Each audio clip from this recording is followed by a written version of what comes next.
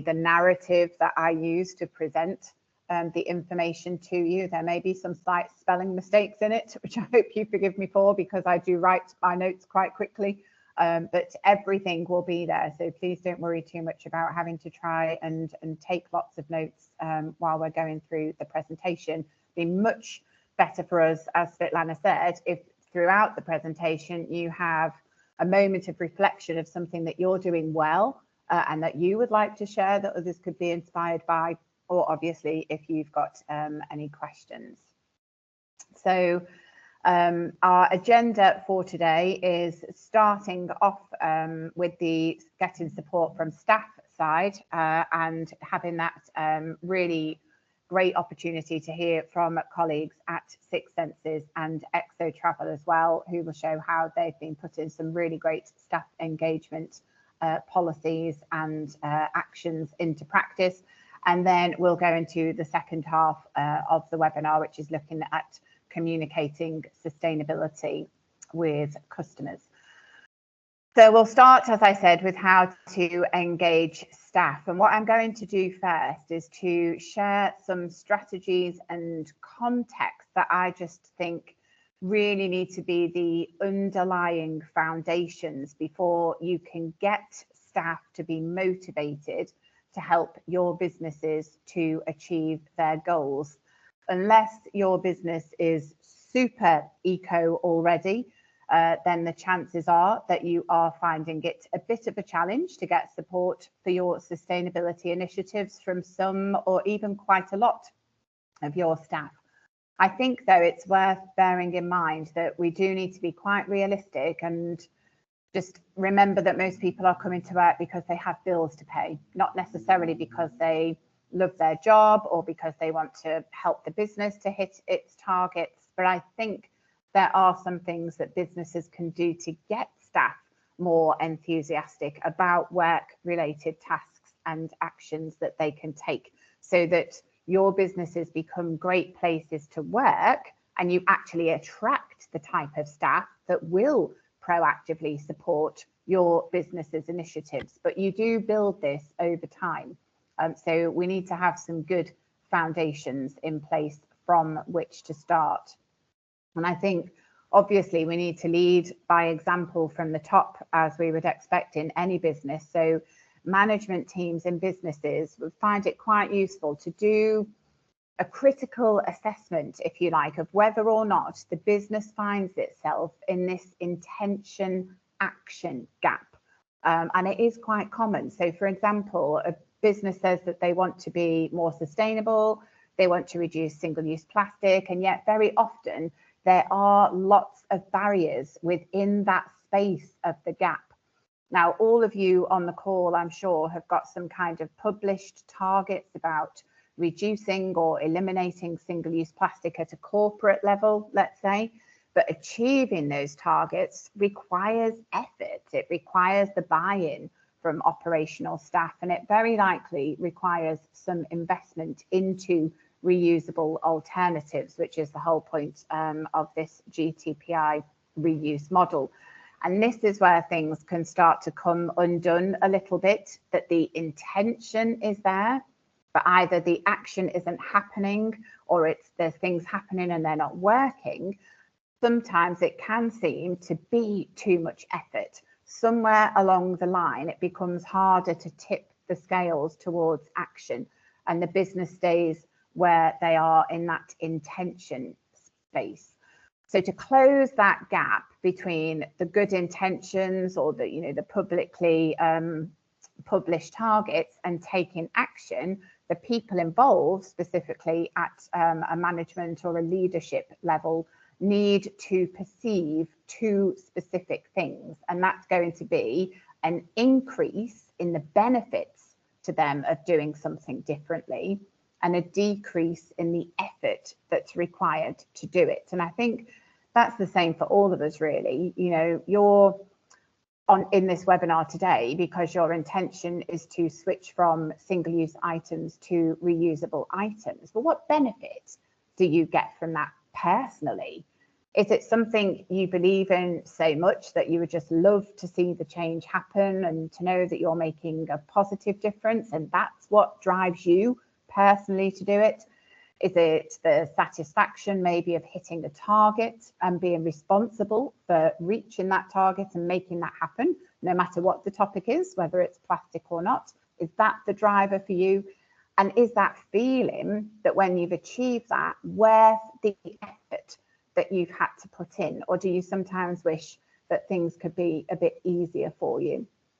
If you're in the sustainability team, which is what my old job was a long time ago, I don't know if this is still the case, but I used to think, God, why is it just so hard to get things done and to get other people on board?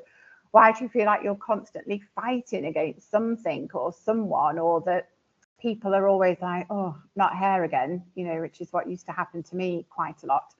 I had to spend a lot of time with my colleagues when I was working at Thomas Cook to find out what their objectives were in their job and what benefits they would really like to be rewarded with, and what they would be kind of more or less willing to make an effort to achieve. And then I would present my sustainability initiatives in a way that they realised could help them to help them meet their targets or their objectives if they took some of the actions that I suggested. And that's when I started to get buy-in.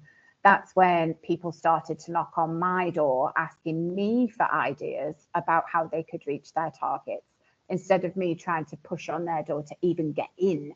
So it's really a game changer if you think about how you can help others rather than how they can help you, or rather than how you can just simply get them to do the things that you want or you need them to do to hit those sustainability targets.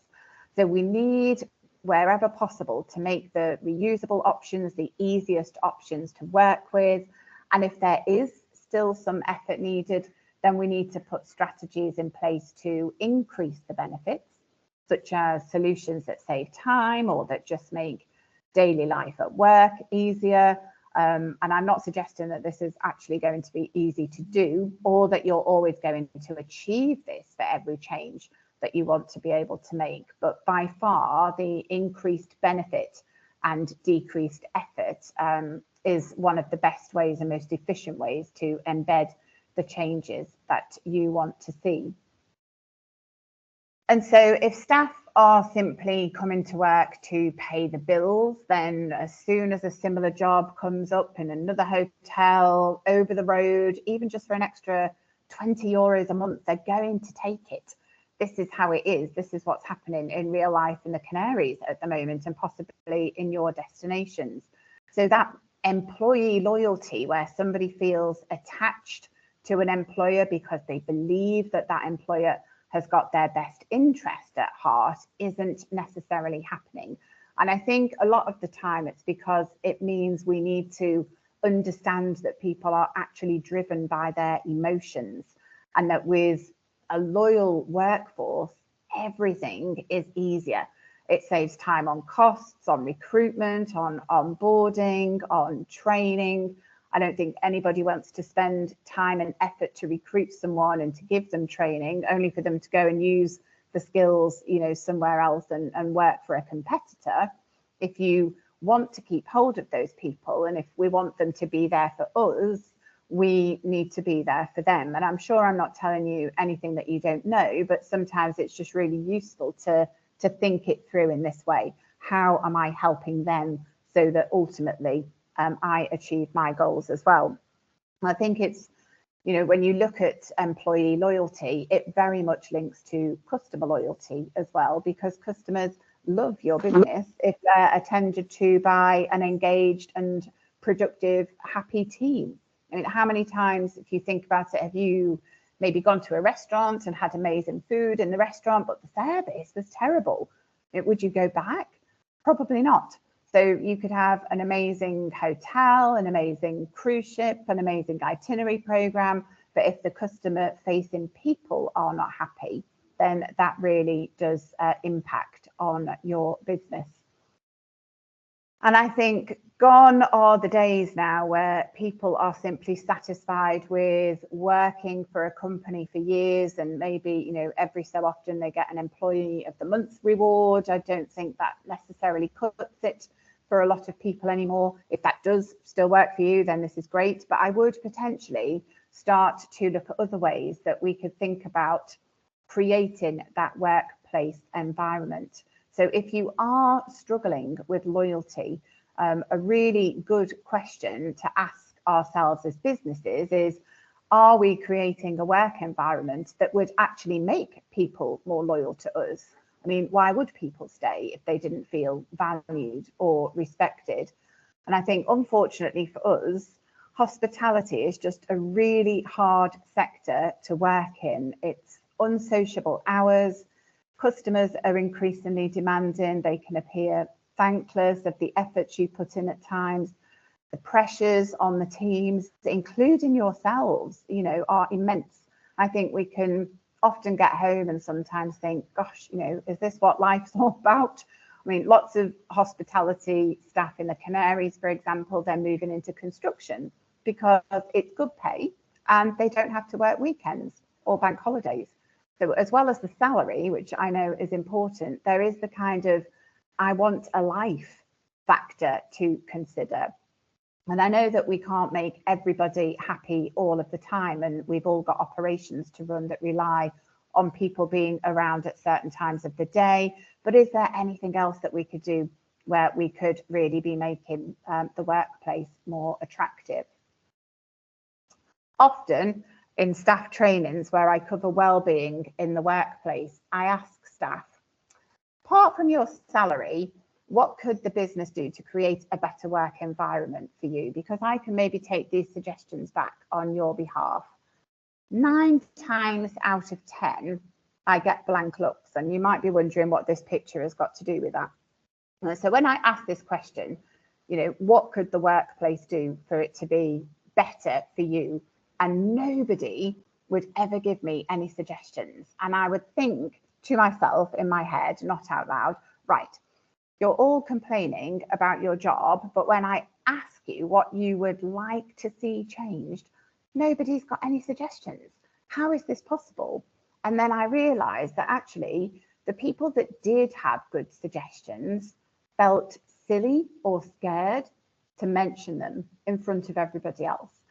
Or they simply felt that whatever they would suggest, it wouldn't be taken seriously. And very often they would approach me at the end of the session instead to share their ideas privately with me, which tells me that they're just not comfortable around their colleagues because they think whatever they suggest, that idea is just going to get bashed down straight away. Like this game that some of you might be familiar with. It's like it's a whack-a-mole. As soon as the head comes up, the idea is bash it straight down. No business, no managerial teams in businesses believe that their business is like this. The managers in the hotels that I work with don't think that this happens in their business, but it does. So how can we go about putting that same amount of effort into understanding what makes our employees comfortable and what would give them that that motivation to be able to feel that they could share? Well, firstly, it's important to recognise that none of you are mind readers, so we are going to have to take that step and ask staff what they want. What would make life a bit easier? What would make work more enjoyable? And we need to probably think about different ways to do this, because nobody will be sincere if they don't feel safe and comfortable, and if they don't think, you know, that their idea is going to be actually taken seriously. So we need to give them that comfort and that space so that they're willing to tell you those great ideas that we can't all come up with by ourselves. And then I think it is important that you don't have to implement every single idea, but don't necessarily dismiss them right there and then in front of the people. So don't do the whack-a-mole thing, because that can be really disempowering and it puts people off making those suggestions. You could think it through, You could come at the idea with different angles, with maybe some other people in your management team to see, you know, is there something in that idea that could work? So there was a great example here with a hotel that I work with in the Canary Islands, and a lot of their people were struggling to get young children in and out of nursery and school in the times that fitted with their shift schedules. And one idea that somebody suggested is they'd love to have an on-site creche, for example, so that they could go and see their children in their breaks and their lunchtime, and they could take the children home when they went home from work. Now, of course, if there's only maybe, you know, 2, 3, 4 people in a business that are struggling with that, it's going to be very difficult for a hotel to make that investment and actually put the space and the people required in to provide a creche for children. What happened, though, is we started to discuss the ideas of what about other hotels that are located nearby? And what if we could do something as a group of hotels so that in a central location, for example, there could be that opportunity where our staff from different hotels could take their children and leave them in there for the day, but it's still close enough that they could actually go and see them on breaks and lunch times, and the time would fit in their schedule. It hasn't happened yet, but the fact that there's that collaboration and we're starting to think, right, it's an idea we can't do on our own, but how could we maybe do that with other people in the value chain and that are around us? Imagine then the impact on those staff. They're much less stressed because they're not trying to manage that timetable of school and nursery with their work. They're going to come in, they're going to be much happier, and they're certainly going to be loyal to those businesses for having their best interests at heart. And then if, for example, somebody suggests an idea, but it can't be implemented like right now, immediately, maybe there's a time in the future that something could be implemented. So another example was of, there was a lady that was working in a pool bar, and the pool bar is quite old, and when it was set up, it hadn't really considered the amount of space for storage of all the different types of drinks that they were serving, but also storage for reusable glasses when they were handed back in and they needed to go to be washed. And so what was happening is every time they needed to take either waste or reusable items to put them in a container out of the way, they had to walk about 2 or 3 meters to do it and then come back and serve the next customer. So this was stressing the people, it was stressing the customers because the queue was much longer, but there wasn't a great deal that the hotel could do right at that time about the size of the bar. So rather than dismiss the lady's idea, what the management team have done is they proactively put that idea into their next refurbishment plan. So the lady that suggested it knows it's going to happen, but she understands why it isn't going to happen right now. And I think that really works well, so that we're taking those ideas on board and telling people the thought process behind why something can't necessarily be achieved. And then a really great idea is when thinking about, you know, how to make your staff or help your staff be at their best. Say nearly every day, because we can't all be great every single day. But think about engaging your customer service specialists, because they're the people that are creating your customer experiences and their loyalty programs. And they're constantly thinking about how to improve those and how to improve the guest experience. Why not ask people in those teams to change their focus for a short while, perhaps collaborate with HR and come up with some possibly really powerful ideas that could completely overhaul motivation and retain and attract the talent that you need so that you can meet your sustainability goals, or any other goals for that matter. Then when it comes to recruitment, I think no matter where in the world you are now, finding staff is a major issue, and I totally understand that. But I also think it's a good opportunity that when you are looking to attract staff, that you attract the staff that will make it easier for you to reach your goals. So if you think about job descriptions, for example, and you can include information about expectations on sustainability in that job description, then you're going to get people in from the beginning who are expecting that sustainability action to form part of their job function. There's also a means to be able to really talk about the benefits of why people should work for you. So, for example, imagine if you're recruiting for housekeeping staff, and in the benefits or the why work with us section, it says we implement chemical-free cleaning technology to reduce the impacts on the environment and create a healthier working environment for our teams. Now, if I was looking for a housekeeping job, I'd be thinking, ooh, with 2 hotels to choose from and exactly the same salary, but this additional benefit, I'm going to choose this hotel. I mean, you might need to get some support from HR with this, but it's really worth thinking through the role descriptions and getting sustainability in there. When you think about it, if you've got a high staff turnover right now, if you can implement this change quite quickly, you might actually start to get more of the right people in straight away that start their role already being more engaged in sustainability, which means you've just increased the potential for support amongst your teams. If you're a diver, if you're a scuba diver, you would know what it is to buddy up. So when you're a scuba diver, you never go diving alone. And when you're new, you go with an experienced buddy, they call it, the whole time. When new people are joining the team, when you're pairing them up with somebody to show the role, then always, where possible, choose the greenest possible person in the team, wherever this is feasible for you to do that. That way, the new person is learning the sustainability actions from the first day that they're on your premises.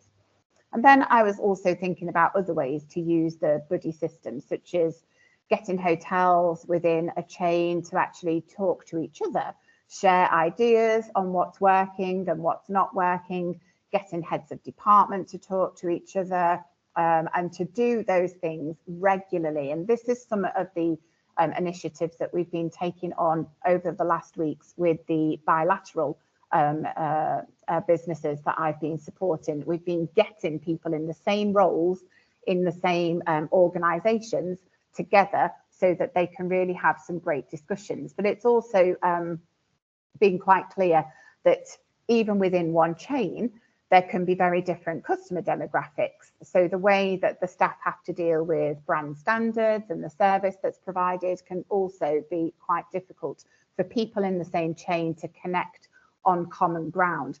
So that made me think about how could you use, one of your commitments to the GTPI is to really look outside of your business and collaborate with others that are in that value chain. How can you find people that are in the same position as you, perhaps more locally in your area, and start to share ideas there? Because what we've achieved by doing that in the bilateral discussions and the amount of ideas that have come out of those has been absolutely amazing. So it'd be really good initiative, perhaps for some of you to look at how that could be made possible. And then obviously it's really important to keep building and reinforcing awareness of sustainability issues. This is because so many people are just simply, not aware of them all the time. There's a saying in English that works really well, which is you don't know what you don't know. Most of my friends, for example, they don't know that 99% of paper cups are lined with plastic. They use a paper cup because they think it's a good thing to do. They don't know otherwise. They're unaware of the real environmental and social impacts. But why would they know? None of us can know everything about everything. So we have to introduce our staff to the issues and keep building this awareness. And this is obviously best achieved through training. Now, if you train people in this kind of audience presenter format, there are some ways that you could maybe liven it up a bit so that people get really interested in the topic. When we're doing this, that's a picture of Adrienne in my team. When we do training with hotels, we get some really quick, like 2 to 3 minute exercises where we get the staff up out of their seats into teams of 5 or 6 people. We've got various different laminated posters. This is the one that's to do with plastic. We put that on the table where you can see things there where it says like 30 years, 450 years. We've taken that off the printed laminated sheet that we put on the table, and we put them onto little Velcro cards instead. And then we get them very, very quickly to stick the Velcro cards with the years onto that poster.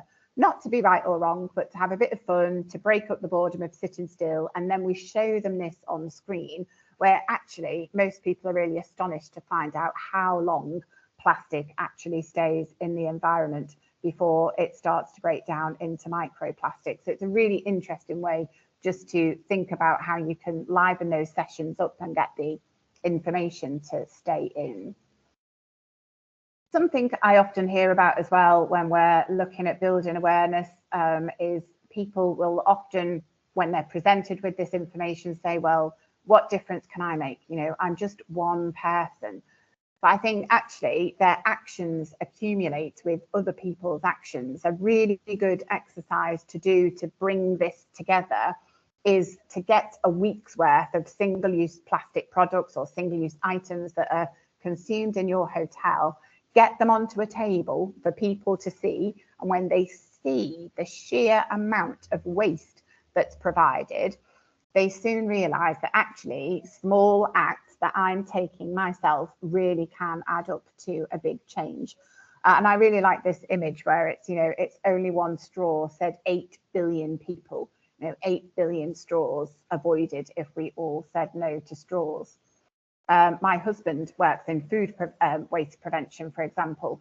Most of the staff in hotel kitchens don't know how much food waste is being generated every day. And certainly none of the hotel staff in other areas know this, but an average in the Canary Islands in a half board or all-inclusive hotel is between a ton of food waste, or an average a ton of food waste every week, every single week. He's even been in one hotel where it was a ton of food waste every 2 days. When you tell people that information, when they see the impact in their business, it can really flip that switch so that they want to be part of the solution and not part of the problem. Another thing that we do is we deliver training outside of the hotel where possible. And I know it's not always possible, but if you can take the time to potentially plan this in as some kind of an activity, maybe like a beach clean or a trip to the recycling facility, and then you tag on a little bit of training after that. So in this case here, we took some hoteliers to see the recycling facility in Mallorca. When they saw the amount of plastic and general waste that was created in just a week or two on their own island, it really made them want to be part of that solution to reduce it. So there are some really good ways to get people more involved and more interested. You might hear this term quite a lot in self-development courses. So, you know, look for your why. Why are you motivated to do something?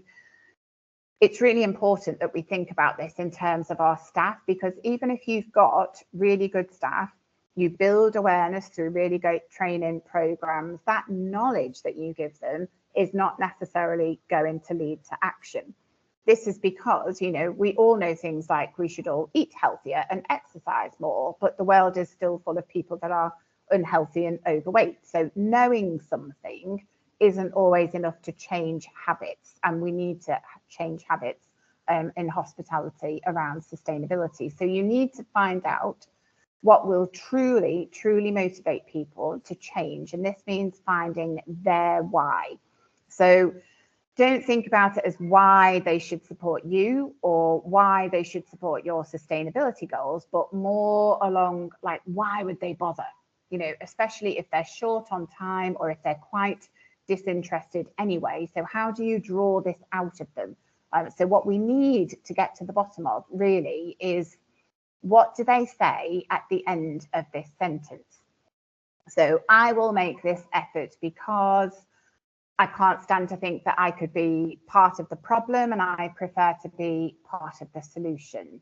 Or I didn't realise that most of our plastic waste can end up in other countries for people that are less fortunate than us to deal with. Or I'll make this effort because I've realised that this impacts my own health today.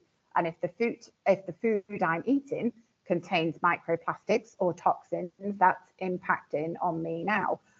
Or because my child, my niece, my nephew, my grandchild could be ingesting microplastic from breast milk.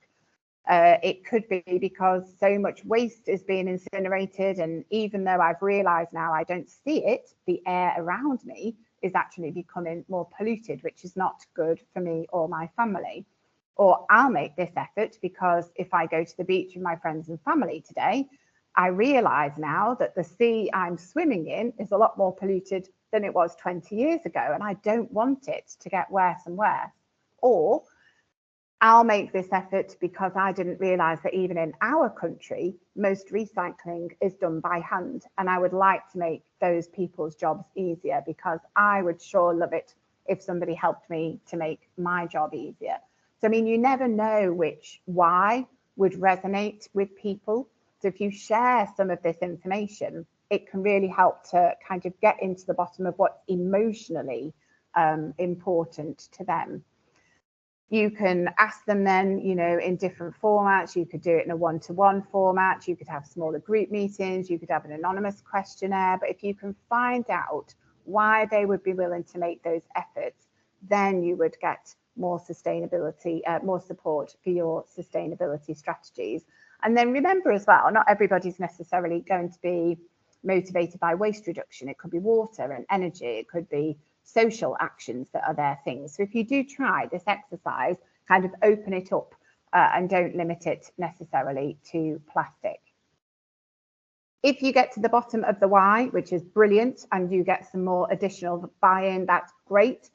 It's not going to be so great if then these really motivated teams don't have the time that they're expected to take to handle these additional tasks. And it can be quite common when you've got a green team, for example. So green teams are usually voluntary. They start out with lots of enthusiasm. You've probably had experience of this, but over time, that enthusiasm can really start to wane, or it can, even worse, you know, lead to people withdrawing from the team altogether. What I found is when people think about the time required for a green team, they think about the meeting, the hour of that meeting, but they're not thinking about the preparation for the meeting, the list of actions that comes after the meeting, the follow-up that's needed, gathering the data and the reporting. So realistically, when we've worked with hotels on this, we've seen that people on a green team need to be relieved of at least one day of work a week in order to be able to attend one green team meeting a month, but to be able to do everything that goes with that. So this is really important, because if people have got to leave their post of work and they know that they're coming back to a massive backlog because they haven't had this time consideration, then it's going to make the green team run out of steam.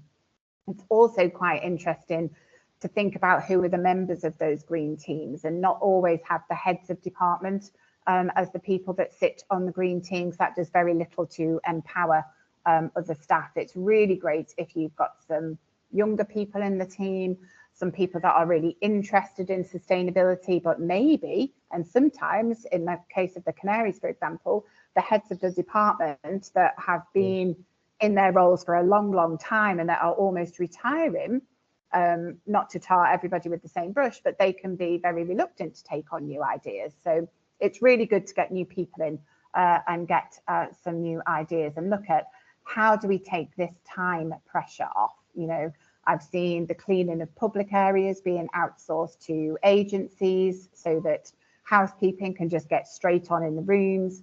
I've seen food and beverage where the refilling of water bottles, where people have got filtration sites, that actually gets done overnight by somebody on the night team, so it relieves the pressure from F&B. There are hotels doing cross training so that people can do different jobs, which also makes it less boring. There's lots and lots of things that can be done to really make that time.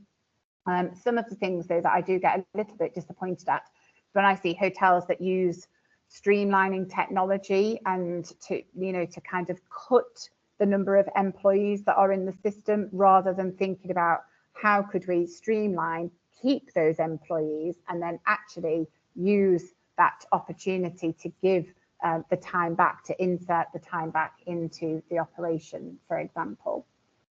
And then keeping on top of equipment. It might not seem like it's got anything to do with waste reduction initiatives and sustainability, but it does have everything to do with time and motivation. If something's broken, like the pedal on a pedal operated bin, or a missing wheel, or a broken support or something, this is going to make everyday tasks harder. In a hotel that I worked with, the glass recycling bin that looked like these bins here, there was a hook on the back of it, which made it easier to get it onto the big kind of igloo thing outside that the town hall came to pick up. So they couldn't lift it on properly. It was taking 2 or 3 people to lift that glass bin every time it was full, which was really difficult. They got dirty every time. They had to go back and clean up before they could go back to work. Not an efficient use of their time. And certainly 6 months later, when I went back and this was still the case, they didn't feel at all valued, respected, or rewarded. They felt like people just, the management weren't really helping them to do their job. So they were utterly fed up and not prepared to do a single thing more asked of them, and very easily getting their colleagues to kind of agree with those sorts of things. So really important that we've got the equipment in order, and also that we think about how we are encouraging staff to work with the equipment that we've got. So I see quite often in kitchens, for example, there could be a whole load of yellow bins or a whole load of brown bins because you simply just don't have enough bins of the right colour, or there's no space for the colour bins, so there's smaller containers in place. And then we get to the end of the day and we think, oh, why are the staff not separating their waste properly?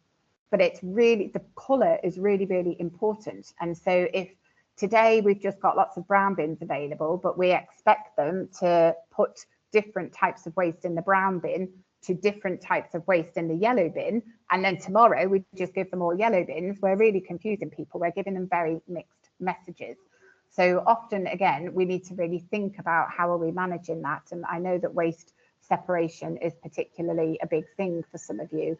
It can work really well to assign a waste monitor for a few weeks until people get used to it. It does work really well. You have to put a lot of effort in the beginning, but that can work really well. We noticed on the cruise ships where I've spent some time on the cruise ships over the past couple of weeks. Cruise ships, the recycling, the separation by staff was perfect. There was not one thing out of place in any bin, and we were thinking, right, how is this even possible? What's the difference between being on the cruise and being in a hotel or a static business? And then we came to thinking, probably down to safety, because on cruises, some of the waste actually needs to be incinerated on the ship while it's out at sea. If things go into that incinerator that shouldn't be in there and cause problems, and that causes problems for the ship, then everybody's safety is in danger. So it shows you straight away how people are thinking about themselves, about what's in it for me, why should I do this? Well, I want to make sure that I'm safe. So it's really important that we do get down to those personal motivations. And then finally, a major barrier to implementing change is people's confidence as well, and dealing with the consequences of something new. So this is a bit like the you don't know what you don't know scenario we looked at a few minutes ago. So imagine if a member of the reception team or the guest service team doesn't know what is happening in the guest rooms to reduce single-use plastic. How can they confidently and competently answer queries or defend any potential complaints? Imagine if procurement teams are supposed to find alternatives to single-use plastic, but they really don't know what exists out there, or they don't know why some materials are not as green as they seem. So they're unaware that they don't know something. So there's this unconscious incompetence. Once they are aware that they don't know something, and then they need to learn all about it and why it's important, this is called conscious incompetence. And this is the scary place, because now they know I don't know something, but I've still got to be able to deal with it. Now I'm a bit maybe scared to be on the front desk and deal with a guest complaint, or I'm a bit scared to order an alternative product in case it ends up being worse than the plastic that I'm supposed to be replacing. So this is where your training comes in, giving people the opportunity to take some professional development in sustainability, maybe allowing people to go to local fairs, listen to others, share ideas, hear different perspectives, exactly what has been so good about doing this bilateral work with some of the signatories. Once people learn that, they then become consciously competent. I know now that I know what I'm supposed to do, but I still need to put some thought and practice into this. So they still do need some support and reminders. And finally, after a while, things do become second nature, and we just get on with things and we're able to do them really well. But competence creates confidence, which creates much happier people, people that are more likely to stay in the business, people that are more likely to then want to support your ongoing objectives. So I'm not going to go through this checklist because you will get the slides. I want to move on and hear now from some of the signatories and the bilateral organisations that we've been working with. So as Svetlana said at the beginning, we've got a short presentation from Exo Travel from Alexandra, and then I've got a Q&A lined up with Jennifer from Six Senses. But I'll hand over first to Alexandra from Exo Travel, just to present what they've been doing to engage their teams. Thank you very much, Jo. Hi, everyone. I'm really pleased to be here with you today. It's always a pleasure to attend this meeting and to hear inspiring ideas for that we can implement and that are very relatable. So thank you very much for sharing that. That was very interesting. So I'm working as a Chief Purpose Officer at Exo Travel.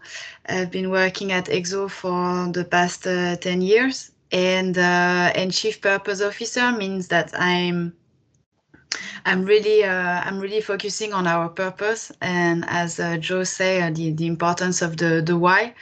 Why are we doing this, and what matters to us? So we have an approach where I'm working also a lot on people's development within our organization, and looking at the working condition we offer, the recruiting by value. So everything you said really resonated, and that's really core of my role, looking at job descriptions, responsibilities, and making sure sustainability is really embedded everywhere in our organization, and starting from our people that are at the core, and then how we are engaged and we give back to the communities we work with, and of course our impact on the planet and the environment. So yeah, just with that being said, I just wanted to share some experience on what we've been doing and how we've started, and some of the results. So these are also some ideas, food for thoughts, and to share more about how we've been really tackling the issue of plastic and plastic waste in our business, in our destination, and with our people. So we really started our journey so back in 2015, and with the idea in mind that we need to look inwards. We need to sweep our own doorstep before really asking our supply chain to be engaged, or our clients. So we started implementing very I would say basic steps, implementing some recycling station in the office. So as you can see, they were made out of cupboards with a hole on top, and trying to make it well, as easy for us as possible to sort the waste. So knowing how the waste is being sorted in our destination, what happened with the waste. Also, we visited recycling factories, all of that, to really understand the whole chain and what what would make sense for us to recycle, making sure everybody was aware of the guidelines. It's true in the beginning, also related to what you said when you said there was a lot of mistakes. Everything was mixed together in the bins. So we had some games, as you can see in the picture. So it's me and my former colleague. We had this recycling game where people had to pick up an item in a closed box, and then and let us know in which bin it would go, and then they would be rewarded, get like a candy, like something like very symbolic, but it was like an office game, the recycling game, that we would be playing like that, and having fun around recycling and making people excited and laughing about it, rather than being concerned. We also had some initiatives around the boomerang bags. So that's something we have in some of our office, where we hang reusable bags. And basically, if you want to go shopping, if you want to, during the day or for lunch, you want to go somewhere, buy a sandwich and come back, and you are not equipped, you are not prepared to refuse plastic, then there are these bags that you can take, borrow, and give back. So these are very small things, small touch, but that instill also a mindset in the office, and it's visible. People see it, so every time they go buy the boomerang bag, they also think about, yes, plastic. Okay, something I need to think about. What can I do? And we had also these welcome kits for newcomers with reusable small bags, cup holders, the straw, the whole package for them. Say, okay, now you don't have any excuse. You are prepared. You can come prepared to the office. So we want the office to be single-use free. We don't want you to bring any single-use item to plastic item to the office. And now you have no excuse, basically, because we provided you with the starter kit that should enable you. So you have the bag for the sandwich, that's very popular in Asia, in our destination. Everywhere when you buy a sandwich, they put it in the plastic bag. So all these kind of small touch. Like we know what's your day-to-day, we know what you need and the type of plastic you bring to the office. By monitoring the recycling station, you get a clear idea of what people actually bring. So that's how we came up with this kit idea. And yes, and one of the most maybe if we can come back, just one of very important thing that we did is the recording, monitoring, measuring.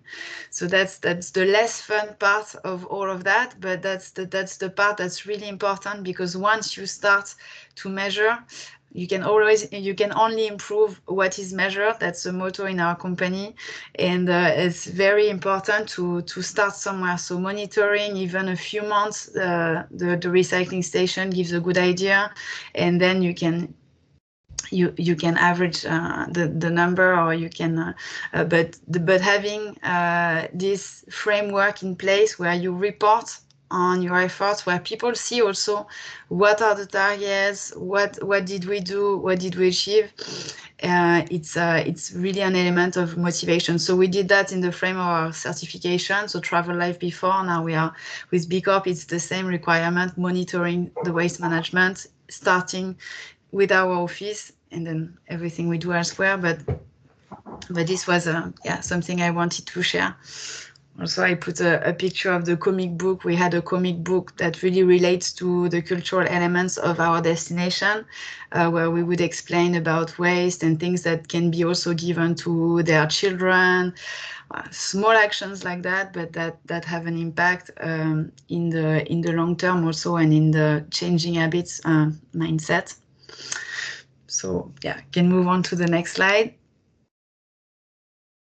And you talked also about Employee of the Month and recognition. So So yes, this is really important to recognize and reward our people, and to let them know also, to give them this space to share ideas. So instead of employee of the month because you are a good performer, we have it based with criteria that relate to sustainability. It's very important for us that everybody understands. So sustainability is indeed included in the job descriptions, so that sustainability is not outsourced to one person, but everybody understands their responsibilities. So me working in operation, I need to focus on making sure that our supplier reduce single-use plastic in our vehicles, during excursion, packed meal, picnics, everything. So this is in the operation job description.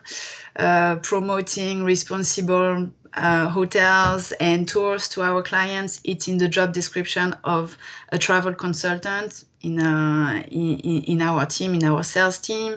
So it's really finding, of course, it's not the whole job description, but really finding what matters to us, what will help us to achieve our sustainability goal, and how it relates to the day-to-day in each department of each type of role, and embedding that in the job description really helps to roll out and to have I would say, a smooth journey. And then to recognize when people are really performing well. So performing not only in delivering what is expected in the business, but also by bringing ideas that contribute to our sustainability agenda, leading initiatives. So that's 2 examples in the picture of people that have been recognized for things that they've been doing, and that really was a game changer for us in sustainability. So either the way they would train the others in the office on sustainability related practices, or in the case of the group picture, it's a group that took the initiative because we had so many raising awareness sessions on recycling, the importance of recycling, reducing waste. They felt confident to share this knowledge with others, and they set up a partnership with a training center, hospitality training school in Cambodia, and they deliver training to the students on reducing plastic waste with specialist organization, but together, so the employees share their knowledge. So also very good recognition, and then they were rewarded by. So we have the best responsible initiative, the best, but that's really something that makes it also, that gives this freedom of speech, of initiative, and make people confident to share things and to do it their way. It's not something that was imposed on them; it was their idea, and then they've been rewarded for implementing it. So very important. So that it's not only in the job description, but it's also in the KPI or OKRs, whatever you use. In our case, we were using KPI before and now OKRs, but there is same in someone in operation. They have a metrics to achieve each year on plastic reduction, or number of training delivered to supplier, or lots of metrics like that, number of room nights sold in responsible hotels. So the idea is really to find then the metrics that help us to analyze if things have been successfully implemented, and again to report on that. And yeah, if we can switch the next one. So operation. A lot of team involvement there. It's true that it started with the impulse from the sustainability coordinator, and that really led the way. But now it's completely managed by our operation team. So we are trying to look at what we manage directly, like the CO2 emission. What do you control? What are the direct emission and indirect? So same with the plastic. So just to give an example on the single-use wipe that was packaged in plastic, we were giving out 2 per day per traveler. This was the norm, and nobody was questioning the norm. It's a hospitality. You have to give 2 wet wipes per day for people to clean their hands. And when we wanted to remove that, because we realized it was not really useful and created lots of waste, then it really challenged some cultural issue within our teams, where they feel like, well, it's a symbol of hospitality, of welcoming people. So for us, it's really a big thing if you want to remove that.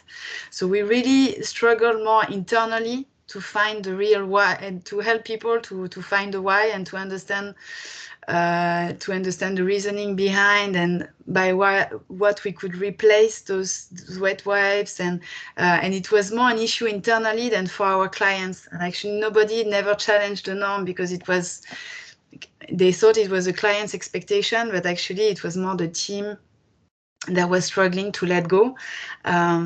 So I think it's always a good and interesting example of things that are very small, but do represent a lot of waste in the end, because if you multiply by 150,000 travelers per year times 2 in an average stay of 8 days, that's a lot of wet wipes. So well, we managed to ban them, and then we've been working a lot on finding solutions to replace single-use plastic bottle in the vehicles in transportation. So of course there is cooperation with hotels. Yes? Sorry, I'm terribly sorry to interrupt you, but I probably need to ask you to go a little bit more quickly, if that's all right, even though it's amazing information, but I'll need to ask you to go a little bit more quickly. Sorry. Sure, no worries, I understand. So trying a lot of solution around that to reduce single-use plastic bottles in vehicles, so with bigger jugs, with glass bottles, and this does require lots of energy from our team to train tour guides, drivers, and all of that. I can switch to the next one.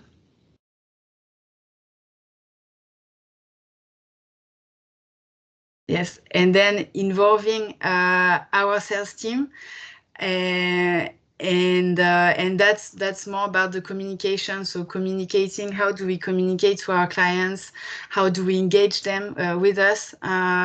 Making them confident in that we will provide water on the way. We have refillable station.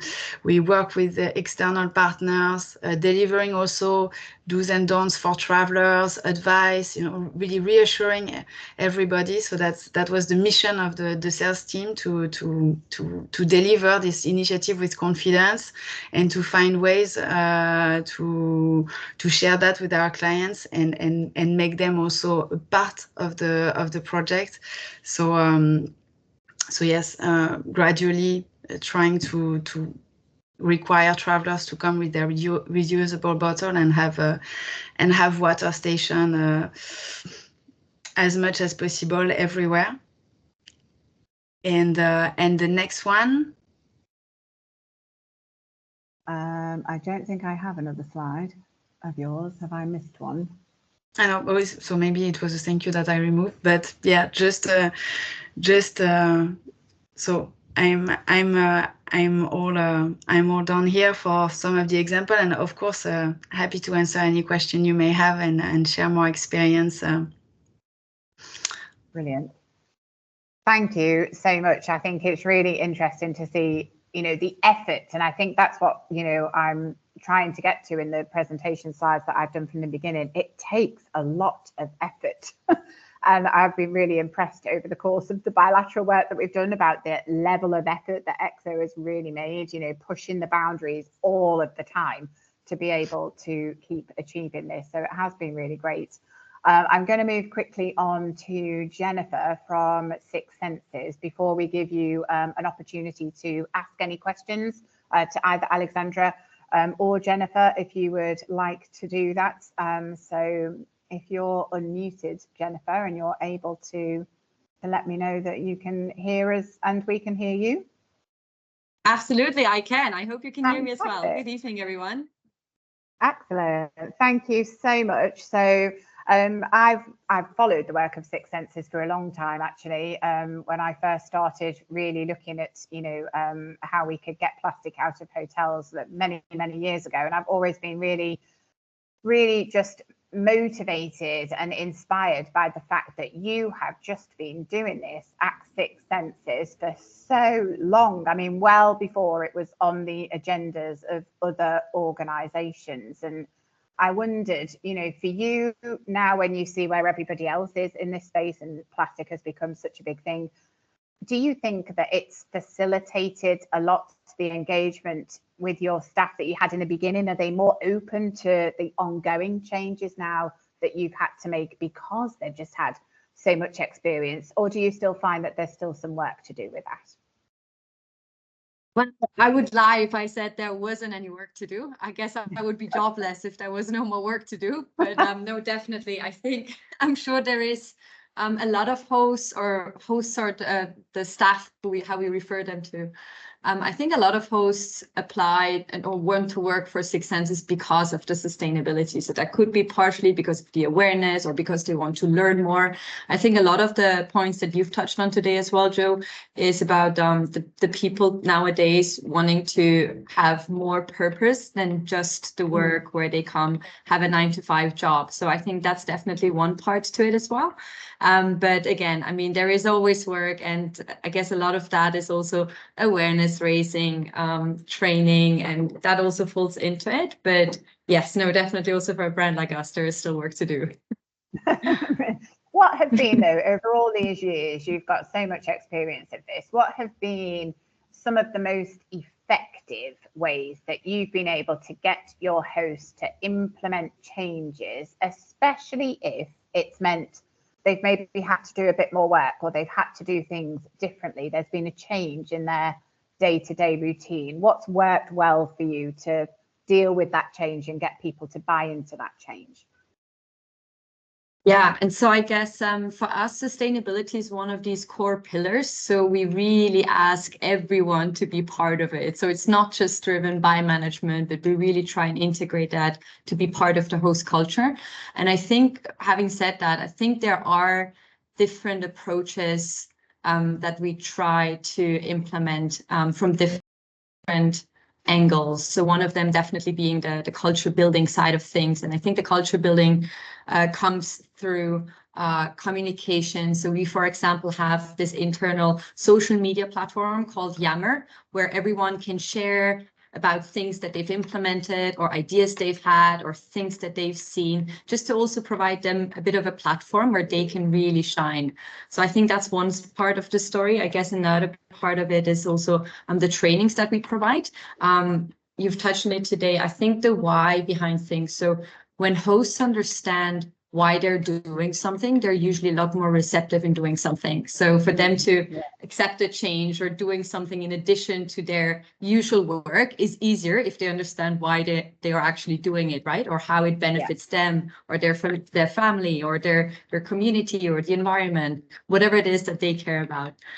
I think another important part here are resources. So over the years, we've worked on establishing a whole framework with resources. So for example, when it comes to plastic free, we've created a bunch of spec sheets, specification sheets, basically specifying if there is an alternative, let's say to the toothbrush, to the plastic toothbrush, what is the alternative and how exactly does this alternative look like, including the looks, including the packaging, including a suggested supplier if there is any. So just for them to have something where they can go back to any time if they need to, right? So just, taking off that burden of them having to do their own research. So whatever information is available, and usually that's information that has been implemented in another hotel. So usually someone would find it, they would trial it, they would share it, and then would roll it out to the whole group just as shared information. So I guess the training side of things, the culture building, having resources,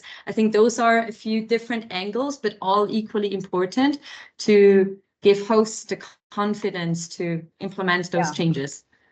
Yeah. And can people suggest changes to you? Can they come up with their own ideas, perhaps that, they've seen something somewhere and you're open to receiving that information? How much you know, how much involvement do they have? How many ideas come at you rather than you having to constantly knock on the door and ask them?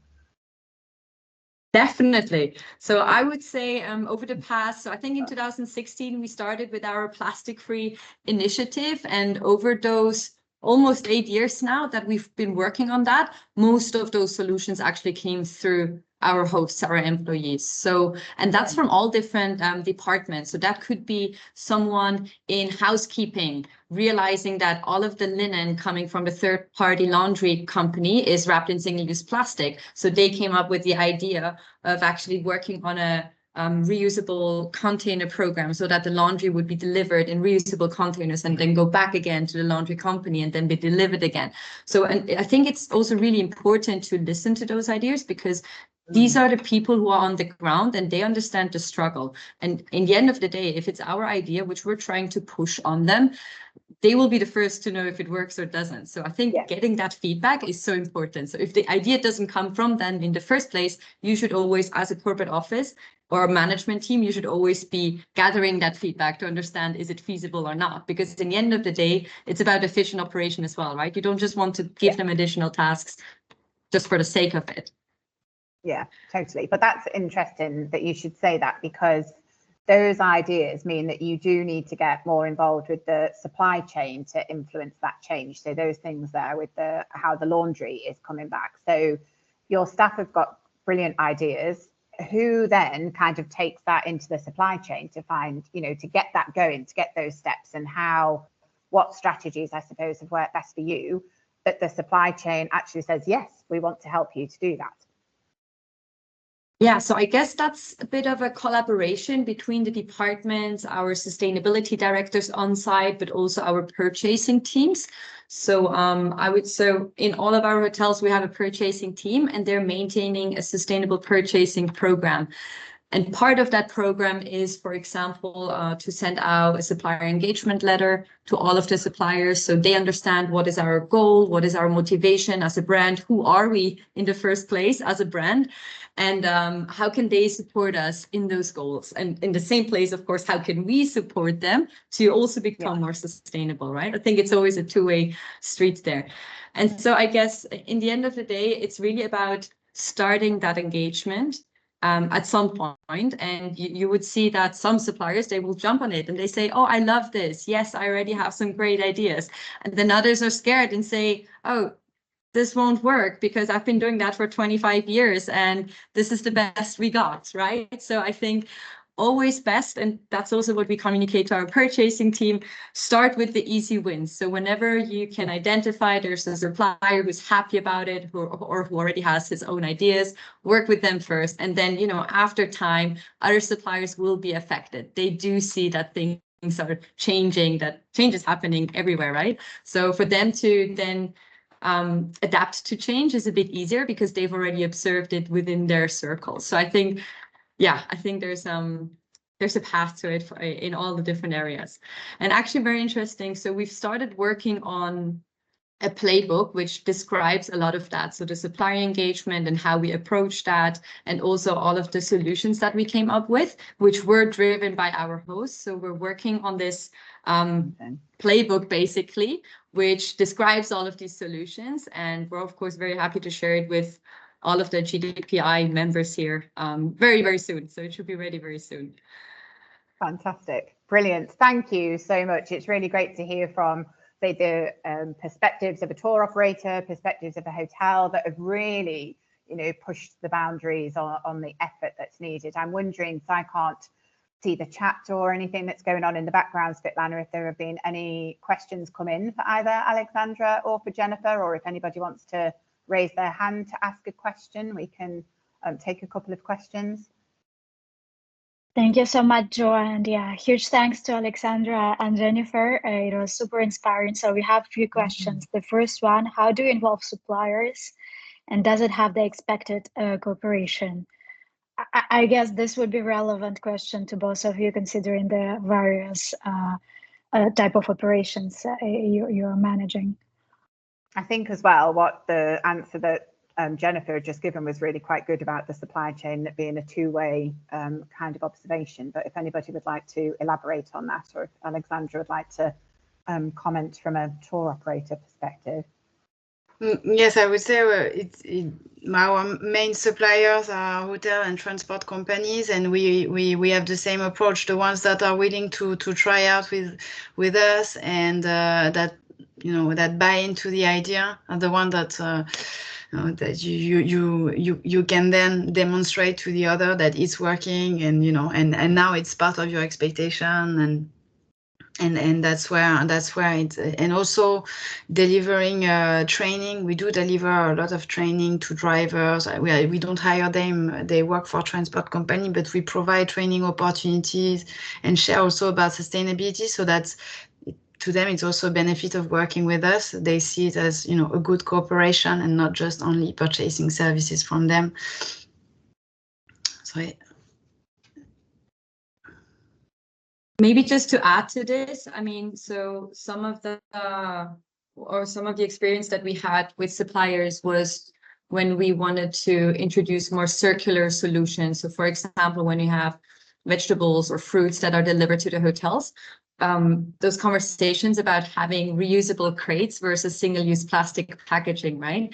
So I think in some of the hotels, I remember it was us who had to do the first step for them to understand that this is really something we're not just imposing on them, but we're actually interested to see some change. So I think sometimes, or for some suppliers, it's important for them to see that you're maybe doing the first step or guiding the way, so that they understand, okay, they're not alone with it, or it's not just something that you're throwing at them and they have to do it, but instead, you're kind of doing that first step, you're acting as a role model, and they can then follow the lead. I think that's always easier for them than having to initiate it. Yeah, you're buddying up with the supplier in a way. Yeah. Other questions, Svetlana? Thank you. We have two more questions. So one, regarding drinking water and use of local fountains, do you think people rely on local water in comparison with bottled mineral water? And the municipalities is installing a full network of filtered water fountains, but are the visitors comfortable with this solution? So what's your experience? I guess this is mainly the question to Alexandra. Yes, I would say now it's more and more common to find a water fountain in airports and in public places, and travelers do feel comfortable using them as long as they do look clean and that they are in a. We've never had really any issue with that, and people being not being comfortable using the water fountains in public places, as long as they were well maintained.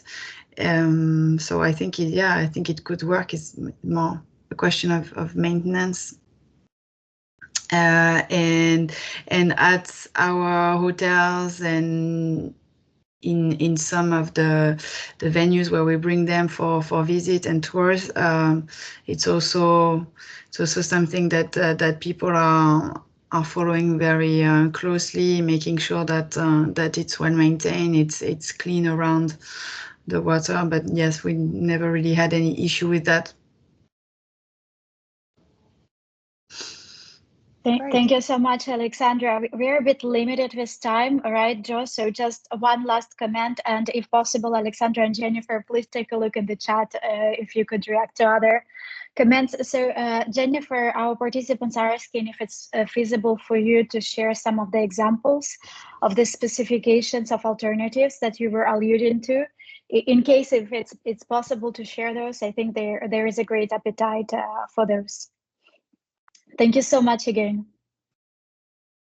Thanks. You're yes, welcome. so definitely, so all of the examples, all of the solutions that we found will be described in that playbook, which we're going to release soon. And I will make sure that all the members of the GTPI will be the first to receive a copy of that. In terms of the specification sheet itself, I'm not sure if I'm allowed to share that because it's intellectual property, but let me check with my teams and maybe I can create a template or something just so you can get an idea of it. And I'll share it, I think with you, Svetlana and Jo, and then you can distribute it with the teams. Yeah. Thank you so Awesome. much, Jennifer, because Thank then you. we will be able to upload this type of examples that are shareable with the network on our page that we are preparing specifically on the topic. And I think it would be super useful. Thank you so very much. And over to you, Jo. Brilliant. Thank you very much. So we are quite short on time. Normally we go quite well with the timing on these, but it's just such interesting topics, and we really want you to have the opportunity to ask questions. So please feel free to be as active in the chat as you can. We're going to move on to the second part, which is looking at engaging customers with sustainability. We have got a couple of Q&A sections in there, so jot down anything you would like into the chat in case we are short on time. Svetlana can copy those and we can get back to them later on. So I'm going to start with something that might be a bit unexpected, especially for me, and I'm going to say that sustainability is boring, and I just wonder, how does it make you feel to hear that? So I remember a long time ago when I was working with Thomas Cook, part of my job was to check the accuracy of hotel descriptions in brochures, and back in 2008, when we started to highlight the sustainability credentials of hotels that have been certified, we wanted to go beyond that label and bring some of those sustainability initiatives to life so that potential customers could proactively choose to stay with hotels that were doing more sustainable activities. I emailed 250 hotels, like the fat tail, as you call it, and I said to them, please tell me the really innovative and interesting sustainability activities happening at your hotel. And all I could think when I got those responses back were, wow, this is really boring. This is not going to sell holidays. People are not going to book your hotel because you've got a towel reuse program and because you've switched to low energy light bulbs and you've got solar panels on the roof, because that was mostly what people wrote back to me to tell me were their innovations to sell their hotel.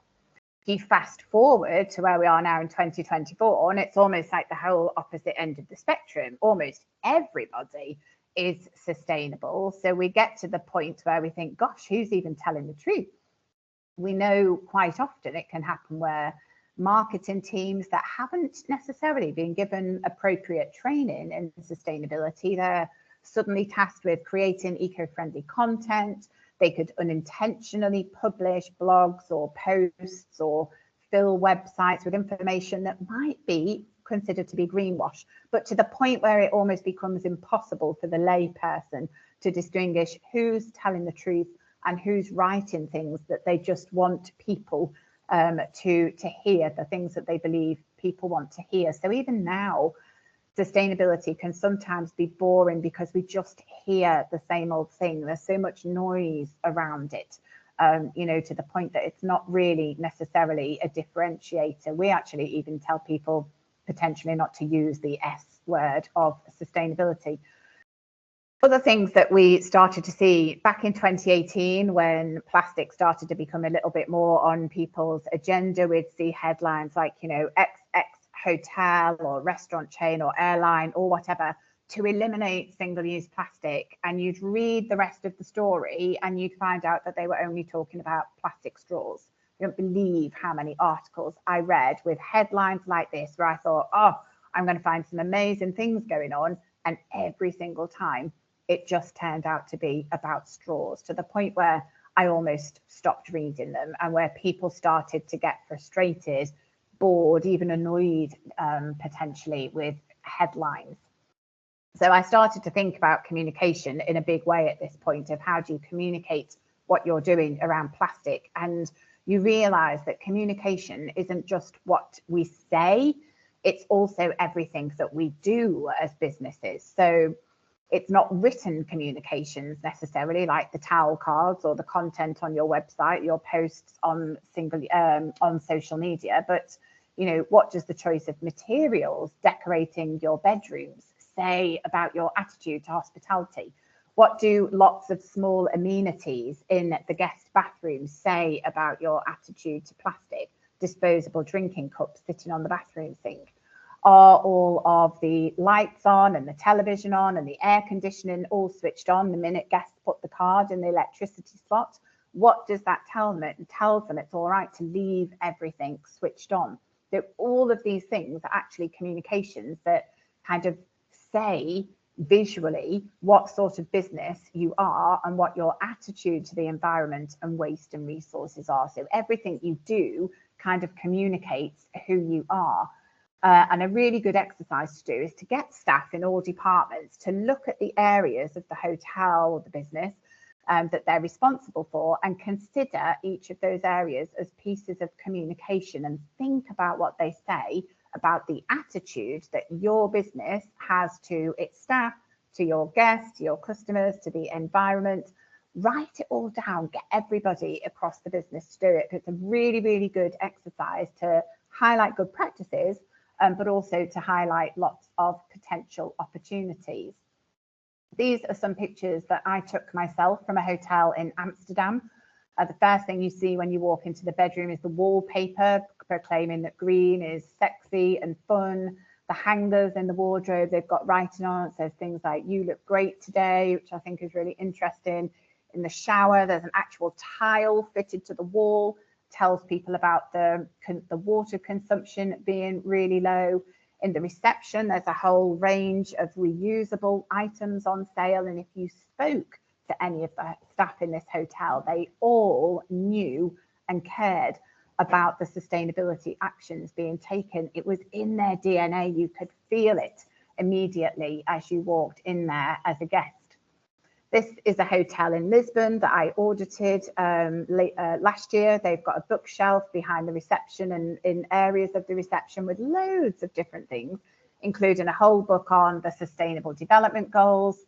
They've got lovely little things on reception, which identifies the local flowers that are in the vases. They've got the most beautiful totem display that I've ever seen, telling you the information about culture and environment and their carbon footprint. I took like 17 or 18 photos as every image changed. I was stood at this totem like a mad woman. And they've got some fantastic information in the restaurant about the water filtration system, but how they donate all the profits of that water to Pump Aid. Communication happening right where the people will buy the water. And this is really important. What does that say to your guests, all of this? How does it even make staff feel to work there? Everybody feels that sustainable DNA and that really clear brand identity. So another useful exercise for you to do, if you haven't done already, or perhaps to revise, is to just look at what is your story or your identity, and make sure that everybody in your teams has got clarity on what your brand standards or what your brand stands for. Because when you know this, it then kind of comes that guiding principle for all of those unique initiatives that you might launch, including your plastic and waste reduction initiatives. So businesses are very different to each other. They might all want to remove single-use plastic from operations and the supply chain, but the way they communicate it to staff, to guests, to suppliers, to stay true to their own brand might be very different. So a good exercise there is to get your staff to ask them to describe what your business's purpose is in 1 or 2 lines. They could do it anonymously. If they struggle with this, or you see that there's a lot of different responses, then maybe you can take the time to refine that purpose together, because once people are clear, it really helps to integrate changes, because as Jennifer was just saying and Alexandra had said, people understand why you're making them, and in turn it's much easier to communicate that with staff and with guests. So what story do you want to tell? Who writes the content of your communications, and then who actually tells the story? Is it the same team? Who is actually involved in bringing this process together? So if only the sustainability team, the marketing team, and the social media teams are involved in creating content, you could actually be missing out on a lot of great content. I mean, very often I've sat with marketing and social media teams in hotel groups, and I've been the person to tell them what's happening in the hotels about beach cleans and tree planting and food bank collections, you name it.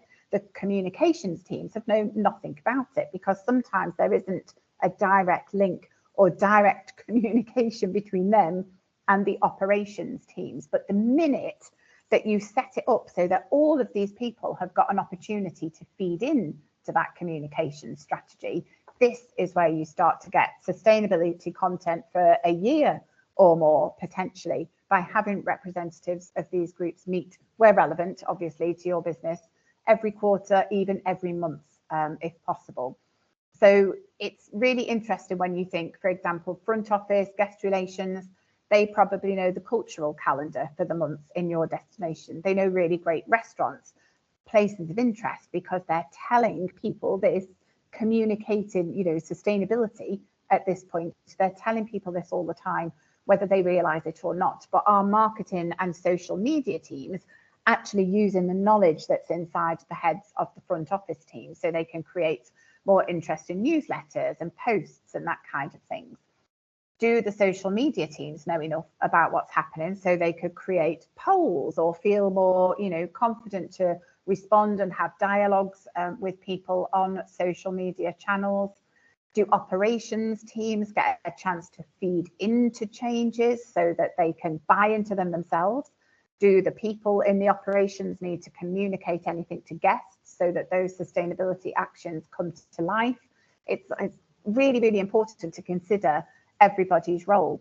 Human resources is a great example that if they know what sustainability actions are taking place in the hotel, perhaps they can include them in their training information for staff, or they could think of ways to incentivize staff to be able to get more involved. So on the surface, it doesn't look like they necessarily have a part to play in the communications team, but it really is important that we give everybody an opportunity to do this together. So when they're all involved, you do significantly widen your potential audience reach and get the message across to many more people. Features and benefits are widely recognised by sales teams. So it was really interesting to see the emphasis that EXO Travel has put on training the sales teams. I mean, I'm not an expert salesperson by any means, but I do love features and benefits. I think we need to tell customers and our staff how the sustainability features of a product or of a change that you've made meets their needs or solves their problems. So if you notice on television, most products or most adverts for products and services talk about how you're going to feel much more than the kind of objective and factual part. We're not normally buying into things. We're buying into how we feel about those things, answering that kind of what's in it for me question. So people aren't buying a 12 megapixel camera with 128 gig of storage. They're buying the opportunity to capture high quality photos and store a large number of files. We've got to apply this same way of thinking to communicating sustainability. So if you've got a sales team, it's a really good thing to get them involved with and to ask them to come up with the features, or you could give them the features potentially, but they come up with the benefits to the guests that are related to your plastic reduction or other sustainability initiatives that you're taking place. Highly likely if you're in the sustainability team, you'll know the environmental and the social benefits, but the what's in it for me bit can be harder sometimes to create. So obviously you need to do that being sincere and without greenwashing, but get your sales teams involved in that. If you think about something like a refillable shower gel, there's features of that shower gel. So on this case, grown with almonds locally, it's got a hydrating formula, etc. But what's really going to sell it are the benefits to the customer, making them feel good because they're supporting a local business, leaving their skin feeling soft and moisturized, making sure they've got a sun-kissed tan, the things that people are often looking to hear when they're on a holiday, the things that we often miss out, but they could just be the things that clinch that buy-in when you're putting changes in place with guests. Water refill is a really good example. So the water feature, the water filter company might sell you the benefits of having 6 proprietary filters and it dispenses at 300 litres an hour, but that's not what you're going to sell to your guests. You need to change those benefits. So for the guests, it's like a crisp, recognizable, taste of water whenever you see this brand, and it's quick and convenient to refill and you're going to skip the queue at the bar. those types of things. So really thinking about features and benefits to sell sustainability. And when you're engaging guests with sustainability initiatives, be honest and think, is this what you're asking yourself? Are you saying, how can we get our customers to share our commitment to removing single-use plastic from our business? Or could we switch that around so that we can ask ourselves, right, how do we connect what we're already doing or what we want to do with our customers' concerns and passions? And you can usually do this when you understand why people chose to be on holiday with your business in the first place, and you reach that when you're a lot clearer on your brand identity and story. So from my experience, when you want to talk to people about sustainability, as I said, it's best even not to maybe use the sustainability word, because the language of sustainability can be quite technical and dry, or it could sound campaigny. Really what you want to be able to do is link this into your customer expectations. Why have they booked your trip? Are they looking for a great family hotel? Do they want a break from non-stop parenting? Are they just passing through for the night and they need a bed? Are they on the hunt for culture? You know, what is it that they actually want? Because that will influence the type of content that you promote to them, and also how you promote your sustainability actions. A really powerful thing is to link to something that, I guess, reinforces pride in your customers themselves. Who does your customer want to be?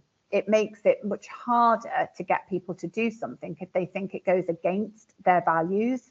So if people stay in an eco lodge, for example, or they do an eco-focused tour, they're much more likely to find an effort to, you know, find the right way to dispose of recycling, or even hold on to rubbish till they get back, than somebody staying in a business hotel that's really in a big rush. You know, they're not going to make that same effort. There, you might need to make it really easy for them to separate their waste. And I'm generalizing here, but it gives you a good idea. And then obviously, we do still need to be realistic, because I think we all know that there are customer surveys out there that say everybody wants more sustainable holidays, or they want to reduce plastic. But when they arrive and they actually find that you have, in fact, given them what they said they wanted, then they might complain about that, which can be very confusing and frustrating when you find that you're responding to what you think are these new expectations, but then you're burdened with complaints rather than praise. And this is where we have that intention action gap again, only this time it's coming from the customers. So we need those same two components to bridge that gap. We need an increase in the benefits to the customer and a decrease in the effort for the customer. So in terms of this project from GTPI, we need to make the reusable options the easiest to work with, effortless if possible, reinforcing their values so it makes them feel good about why they chose your business. We're not necessarily going to achieve this every time, but again, it's definitely the most efficient strategy to deploy. So a good example of this actually comes the latest stats from booking.com, you know, to put this into perspective, where 71% of people say they want to make more of an effort, but how much of that intention actually turns into action? Well, booking.com have set themselves a target that 50% of their 2027 bookings will be sustainable options. Now, for this to happen, they have to make that easy for people to choose the more sustainable option. And they're doing that through that filter process. So for now, all the customer really needs to do is tick that filter, and the only things that are going to come up with them are the hotels that have got the green leaf certification from booking.com. So they've made it super easy for people to do that, and they can track their reports because they know what filters people are using. I can't remember if I showed you this picture before, but it's a really interesting picture of like a hot drinks and a juice station in a hotel, and I watched people interacting with it for a good 20 minutes a couple of months ago. And if you look at these cups on the left-hand side, on the left machine, they are the reusable ceramic cups. If you look on the right-hand side, where the tea bags are, you've got single-use paper cups that are lined with plastic. Everybody queuing for the left-hand machine took a reusable cup. Everybody queuing for the right-hand machine or for a cup of tea took a single-use cup, because no matter what side they were on, left side, the ceramic was easier, right side, the single use was easier. It's 2 meters, if that, 2 or 3 meters between those two sets of cups, but that is the level of easiness that we really need to be thinking about when we are trying to get people engaged and when we're saying make the reusable opportunity easier. I mean, generally, if people aren't going to take something away, you could remove those single-use cups immediately. I wanted to open the opportunity there for people to ask any questions about brand and resonating on connecting with customer behaviour. But looking at the time frame, we don't have a lot of time left. I'm wondering if people would be happy for me to continue, or if Svetlana, you would like to open the floor for questions. Let's continue, Joe and colleagues. If you have questions to Joe, please just post them here and we will see how we address them after the session. Thank you so much for your understanding. Perfect. So we move on to communications touch points then. So, I mean, we just saw one right there because that is actually a communications touch point where we saw those reusable cups. It's not where you're actually speaking to your customers, but it's communicating visually.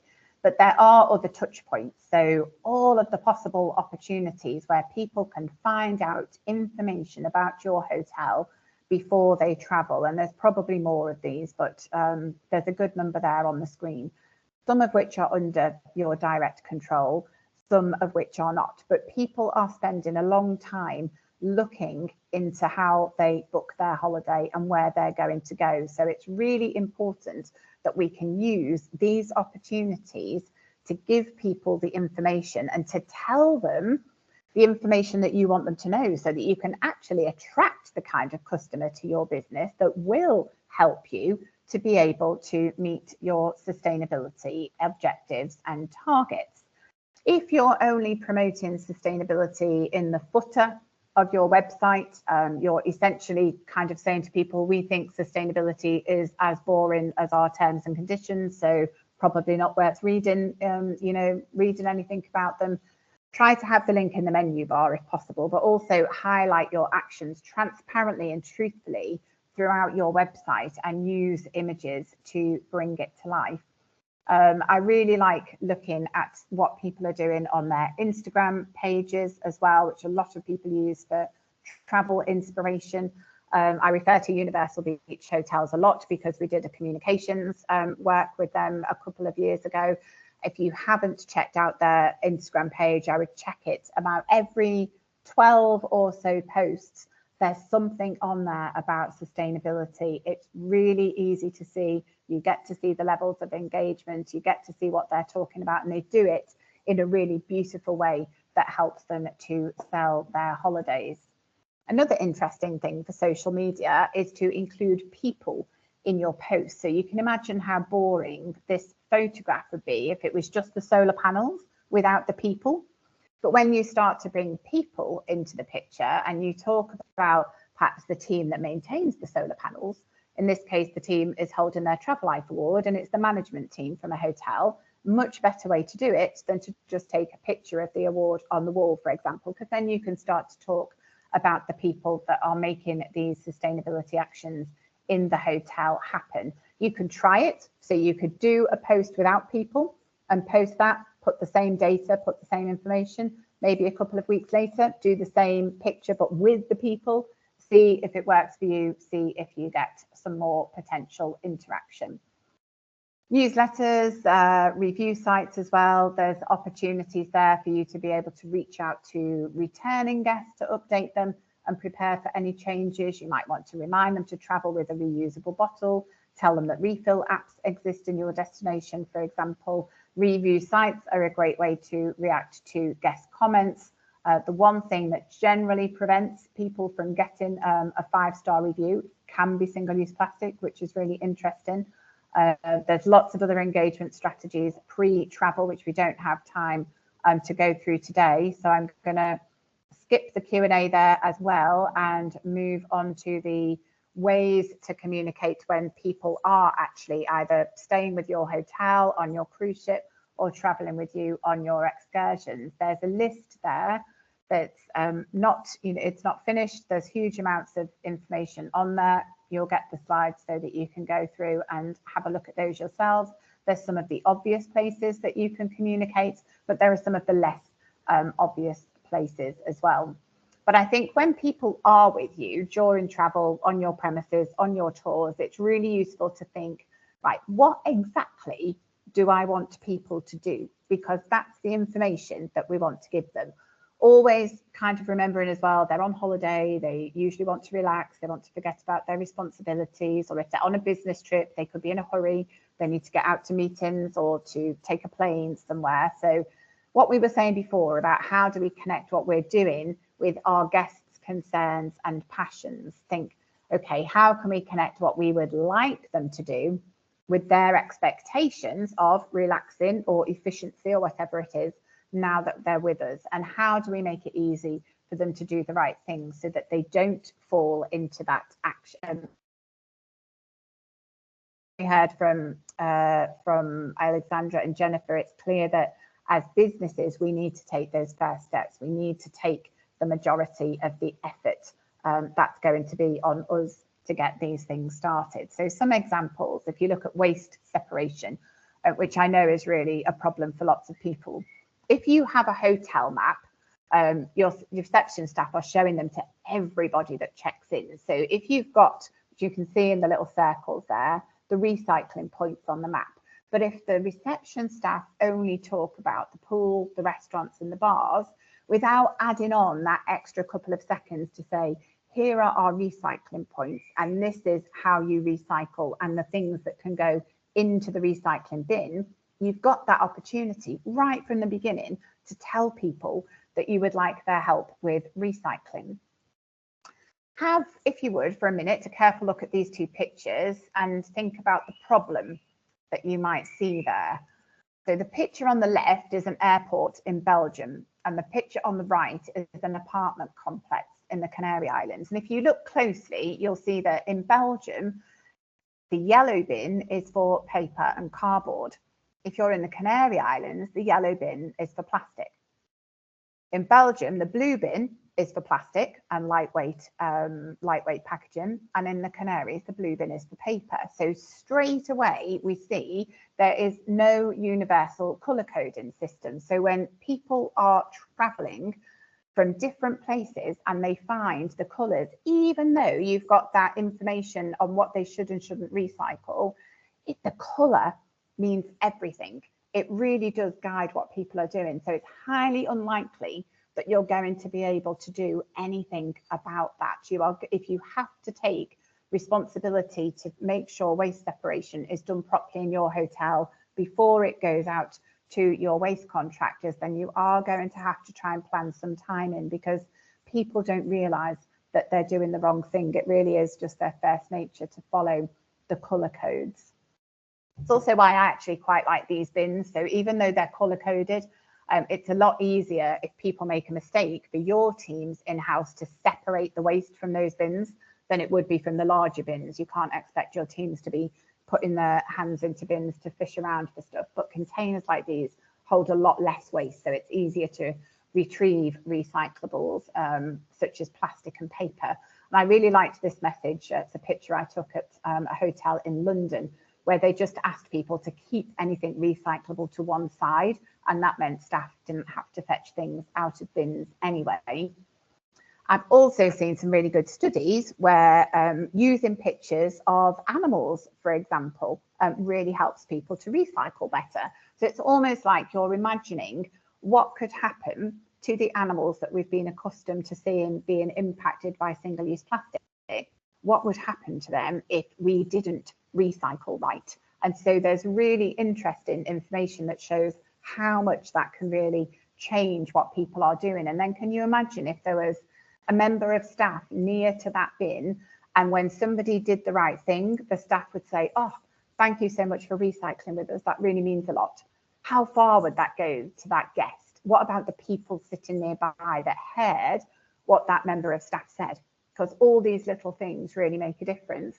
Or if you see somebody going to put the wrong thing, you could say, you know, in a really nice way, oh, that goes in the yellow bin in Spain, actually. Is that different where you're from? Isn't it really confusing? You know, showing some empathy and some being helpful not telling the guest off because we know why they've probably got it wrong. So it's not going to work perfectly every time, but actually just doing that also makes sure staff become more aware of recycling. If what you want to do is get people to return reusable cups to the right place, you know, damn it, why does nobody ever seem to be able to do this? There's various different ways to do it, again, to make it easy, so that points like this that you see on the left are very obvious what is supposed to go in that bin. You can have very well signposted collection points, such as that one that you see in the middle there, where people will leave their reusable cups and staff can pick them up quickly.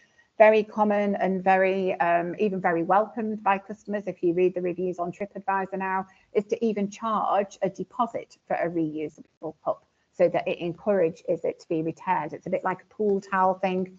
So you would kind of, when you buy your first drink, it's a, you know, €5 deposit. And after that, as long as you either give us the card or you give us the cup back, then people don't lose their deposit. Proven really popular. Business hotels, perhaps you want to incentivize people to eat in so that you don't have to rely on so much single-use packaging. How can you do that? Think about that really innovatively. What do people love in business hotels? Usually points. So could you incentivize with lots of loyalty points that people eat in? Could you incentivize the franchise coffee outlets, potentially, if you work with those, to offer a speedy coffee queue for people that have got their own coffee cup? Good in businesses when people are in a rush. So there's some great ideas on there. All-inclusive hotels, this is nothing to do with plastic, but when you look at food waste, like we were saying a little bit earlier on, some really nice ways so that you can get people to still enjoy the buffet, you know, to their full extent, but actually to maybe eat a little bit more consciously and create less waste in the first place, or also implement some choice editing yourselves. So take away the really large plates at the buffet and put some slightly smaller plates on. People will need to take less food. They can go back if they want more, that's not a problem. And then towards the end of the service, I know, for example, when I worked at the tour operator, one thing that we said to the hotels was, even if somebody comes down 5 minutes before the buffet closes, the buffet needs to look full. They need to look like they could take everything they want. So imagine instead, if you just change the size, maybe about an hour before you're closing the buffet, change the size of the serving plates so that they're half the size. And then those little mozzarella and tomato things that are there, they would look like the plate was full. So we're giving the perception that, you know, that people have still got that full offer, but we're making that decision for them. So it's really good ways to be able to reduce food waste, looking at that as a key issue for you from sustainability as well. And then some of the things that we were discussing with Alexandra, especially at EXO, was when people travel with a reusable water bottle, they can forget to bring it down with them, and you've got to wait while they run back for it. If accommodations could themselves, either for the guests that are going out for the day, for example, or if they do have a lot of itinerary trips, maybe just having some nice signs in the breakfast room that's reminding people as they come down for breakfast, have you brought your reusable bottle down to fill up? Have you brought your reusable picnic box down to get your breakfast? So they've got time to go back and they're not keeping the tour buses and things waiting. So really looking at how you can work with others in your supply chain to achieve this type of communication. And so when it does come down to this, what I've seen, the 4 strategies that when they're used together have the most effectiveness are keeping it simple, keeping the message positive, telling people why you want to do something and making that why meaningful, and then putting that communication in the right place. So this is a great way to show all 4 of those strategies in action, which is Universal Beach again. But when they switched to refillable bottles, we created this communications cube that you can see on the bathroom sink. The whole message about this change is positive. There's different whys. We talk about why because they're in privileged beachfront zones, or they're in protected areas, or they want to reduce unnecessary chemicals or waste. They'll be avoiding 70,000 plastic sachets by doing this. And the location is right where it needs to be, in the bathroom. And if people do need something different, they know exactly what to do because the message is really simple about going to reception. This is a really good sign I saw in a hotel a couple of months ago as well. It tells people that they are sustainability certificate holders. They want to do things more respectfully to the environment and society. And so it says, due to our sustainability policy, you might find changes in certain processes and products in favour of those that respect the environment. And they've got it right near to the lift. So people are going to see that, have time to read it before they go up to their rooms, and they're ready for any of the changes that they might encounter. This sign on the left is a hotel in Mallorca. They've moved all their customers facing single-use plastic anyway. They have this sign in reception. This is a hotel in Portugal, which has this information in the grounds about how long it takes the items to break down or decompose. How do they make you feel? They've both got why. They're both in good locations. They're both simple to understand. Depending on how you feel about the topics, you might think they're positive or they're negative communications. But what it shows is that you can create these so that they fit with what feels right for you and how you want to connect with your guests. You can also get behind trending campaigns. This is particularly good if you're a tour operator and you're spotting litter during your itinerary trips. I learned about this thing called #-1plastic from Explore 360 Degrees, which is a tour operator. There's a whole video on their website about it. But we know that a lot of tour operators would love to do something like a 2-minute litter pick, but they have been a bit scared about asking their customers to do it because they're not sure how people would react to that. When we tried it, when we were working with the SUS tour operators, every single customer said, yes, I will do that. I would love to do it. You know, we love our holidays. We love these destinations. We will do that 2-minute litter pick with you. So that was really, really interesting to see that sometimes we can keep these ideas in our mind and we're preventing them from getting out and becoming actual actions that people could put into play. Some businesses that I've seen near to beaches are actually encouraging litter picking by offering a free coffee or a free drink when you've filled up a bag or a bucket. I mean, maybe you can't do this on like an ongoing everyday basis in a hotel, but you could maybe do a once a month thing, or you could do a beach clean or a resort clean or something like that and give people a free drink when they're finished. I mean, there's a lot that you can actually do, and it's actually surprising how many people will take part in these things. So as with everything, I'm aware that I've rushed this quite a lot.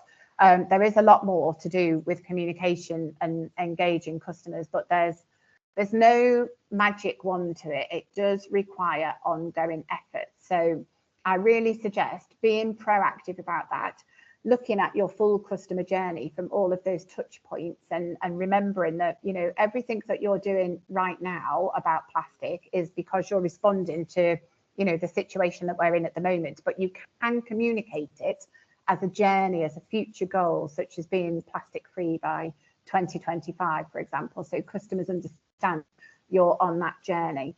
Always looking at, you know, the tone of voice that really resonates with you and your guests, and remembering that your demographic might change between seasons as well. So you might have to change your communications to match that, and taking that time to understand what's important to your guests and really connecting with their emotions, and be inspiring, be humorous if you want to be. We look back to the eco and sexy. You know, I took loads of pictures in that hotel because it made me smile. If things make me smile, I'm going to share them with more people. You get your customers turning into ambassadors and word of mouth marketers for your business when you're able to do all these types of things. Think about how you can hold events, incentivize actions, use world calendar days like World Environment Day, World Recycling Day to plan things in. You could do this now for 2024 and start to get staff and guest engagement things with that really good hook of how could we get this a communication? What are we using? Why are we driving that forward so that we, you know, it's a reason for us to go out and communicate to people. And so there's a heck of a lot that we've covered today. As Svetlana said, you will of course get the recordings for this. I can stay on, but I don't know about anybody else for questions and answers. So before we do that, just let me tell you what the next steps are going to be as part of the GTPI presentations. Svetlana mentioned it at the beginning, but to recap that the presentations and the recordings, so all of this are going to be made available on the website from the 3 webinars that we've done. And we're also in the process of creating fact sheets, decision trees, and some best practice case studies, which we've reached out to some of you already to share with us. But over the course of the last 3 months, the last 3 months and the last 3 webinars, if you've seen something and you think, God, we're doing that really well, send us that information or tell us that you would like to be considered as a case study, and we'll send you back the template that you can fill in for us. And then that can also go up on the GTPI website so that we can inspire some other people. And with that, I give you 2 minutes and 10 seconds, Svetlana, to wrap up. Million thanks, Jo. I actually don't need this much. I just see positive comments in the chat, thanking you for the great, very useful tips.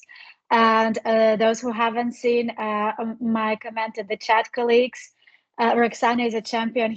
She managed to upload all of the presentations delivered by Jo on our websites, so you can see the link. Bravo to Roxana as well for her support. And again, just million thanks to you, Jo. And obviously, thank you so much for our GTPI signatories for your commitment, for taking 2 hours of your time to participate in the presentation, to attend.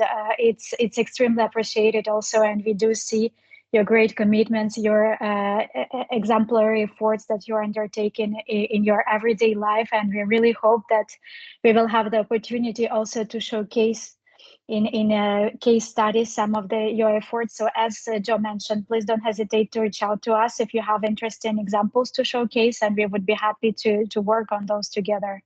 And again, thank you so much, Jo. It was great. Thank you so much.